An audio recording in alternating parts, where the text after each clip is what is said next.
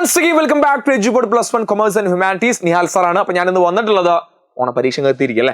ഓണപരീക്ഷ എത്തി. പല സ്കൂളിലും ഓണപരീക്ഷ വെക്കേഷൻ കഴിഞ്ഞിരുന്ന് പറയുന്നുണ്ട്, ചില സ്കൂൾ വെക്കേഷൻ മുന്നേ എന്ന് പറയുന്നുണ്ട്. സോ എൻ്റെ ഒരു പേഴ്സണൽ ഒപ്പീനിയൻ വെക്കേഷന് മുന്നേ പരീക്ഷ നടത്താണ് ഏറ്റവും നല്ലത്, നിങ്ങൾക്കും നല്ലത്, നിങ്ങളുടെ ടീച്ചേഴ്സിനും നല്ലത്. അപ്പോൾ നിങ്ങളെ സംബന്ധിച്ചിട്ടാണെങ്കിൽ നമ്മുടെ ഓണപരീക്ഷ വെക്കേഷന് ശേഷമാണെങ്കിൽ നിങ്ങളുടെ വെക്കേഷൻ മുഴുവൻ നിങ്ങൾ ചിന്തയിൽ എന്തായിരിക്കും?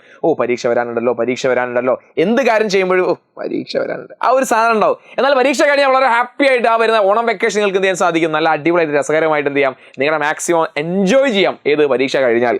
അപ്പോൾ പരീക്ഷ നിങ്ങൾക്ക് ഓണത്തിന് മുന്നേ ആണോ അല്ലെങ്കിൽ ഓണപരീക്ഷ വെക്കേഷന് ശേഷമാണോ എന്ന് നിങ്ങൾ താഴെ കമന്റ് ചെയ്യുക. അതുപോലെ തന്നെ പൊളിറ്റിക്സ് നിങ്ങൾക്ക് ഏറ്റവും ബുദ്ധിമുട്ടുള്ള ചാപ്റ്റേഴ്സ് ഏതാണെന്ന് നിങ്ങൾ നിർബന്ധമായി താഴെ കമന്റ് ചെയ്യുക. അപ്പം ഞാനിന്ന് വന്നിട്ടുള്ളത്, നിങ്ങൾ കേരളത്തിലെ ഏത് സ്കൂളിൽ പഠിക്കുന്ന കുട്ടികളായിക്കോട്ടെ, ക്വസ്റ്റ്യൻ പേപ്പർ ഇനി ആരും ഇട്ടോട്ടെ, കേരളത്തിലെ ഏത് സ്കൂളിൽ പഠിക്കുന്ന കുട്ടികളായിക്കോട്ടെ, ക്വസ്റ്റ്യൻ പേപ്പർ ഇനി ആരും ഇട്ടോട്ടെ, ടീച്ചേഴ്സ് ആയിക്കോട്ടെ, സർക്കാർ ആയിക്കോട്ടെ, വാട്ട് എവർ ഇറ്റ് ഈസ്, ആര് വേണമെങ്കിലും ഇട്ടോ, നോ പ്രോബ്ലം. പക്ഷേ നിങ്ങളെ ക്വസ്റ്റ്യൻ പേപ്പറിൽ ചോദിക്കുന്ന പ്രധാനപ്പെട്ട 5 ചോദ്യങ്ങളാണ് ഞാൻ ഇന്ന് പ്രെഡിക്റ്റ് ചെയ്യാൻ വേണ്ടി പോകുന്നത്. ആ ചോദ്യം എന്തായാലും നിങ്ങളുടെ ക്വസ്റ്റ്യൻ പേപ്പറിൽ വന്നിരിക്കും, അതിലൊരു സംശയമില്ല. ആദ്യ ചോദ്യം ഇതാണ്: explain the 3 functions of constitution. Indian ഭരണഘടന ഏതെങ്കിലും ധർമ്മങ്ങൾ ഫംഗ്ഷൻ എഴുതാൻ വേണ്ടി ചോദിക്കും.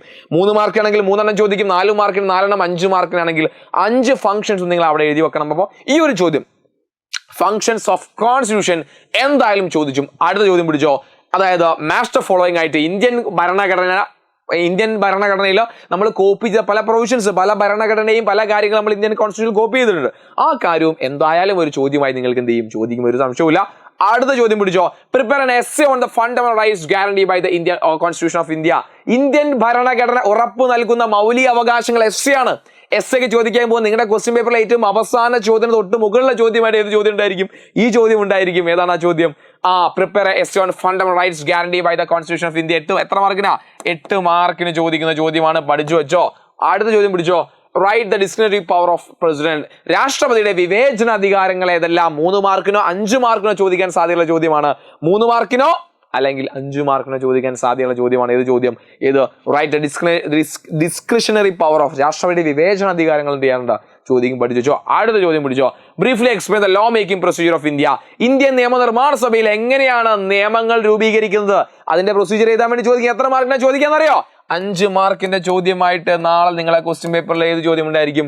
ഈ ചോദ്യവും നാളെ നിങ്ങളുടെ പരീക്ഷയ്ക്ക് ഈ ചോദ്യം എന്തായിരിക്കും? ഉണ്ടായിരിക്കും. റെഡി? അപ്പൊ ഈ 5 ചോദ്യങ്ങൾ നിർബന്ധമായും ചോദിച്ചിരിക്കും, ഒരു സംശയവും ഇല്ല. പഠിച്ചു വെച്ചോ. This is the prediction from the Nihal sir. കുറെ കാലമായി നമ്മൾ എന്ത് ചെയ്യുന്നത്? പോളിറ്റിക്സ് എടുക്കാൻ വേണ്ടി തുടങ്ങിയത് അല്ലേ. സോ നിങ്ങൾ എല്ലാ ഫ്രണ്ട്സിലേക്ക് ഈ വീഡിയോ ഒന്ന് ഷെയർ ചെയ്ത് കൊടുക്കുക.